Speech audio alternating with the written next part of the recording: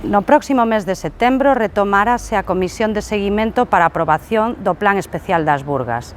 Dende o Partido Socialista xa avanzamos que contarán co noso apoio para a aprobación do documento antes de que remate o ano. Apelamos á valentía do Partido Popular e á confianza dos técnicos municipais para que con consenso político existente coas achegas de todos se poida por fin desbloquear a situación urbanística que temos no corazón da cidade.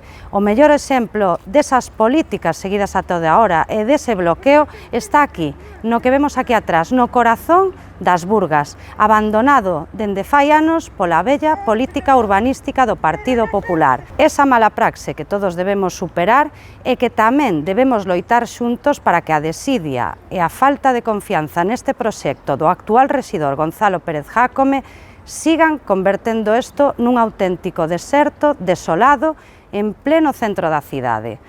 Por este motivo tamén queremos denunciar no día de hoxe que hai unha política de destrucción da oficina do PERI. Levamos meses falando de políticas de vivenda, de fondos europeos, de rexeneración urbana e de oportunidades para esta cidade nese sentido.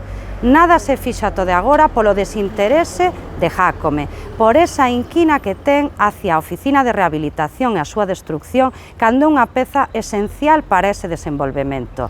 Creemos que hai que revitalizala e poñela en valor creando unha unidade administrativa para xestionar xa non só o Plan Especial das Burgas, senón as subvencións das áreas de rehabilitación da cidade e tamén eses posibles proxectos que se inclúan nos fondos europeos a financiar para volver a dar cor ao noso casco histórico, actualmente en ruínas e expoliado por Jácome e o Partido Popular.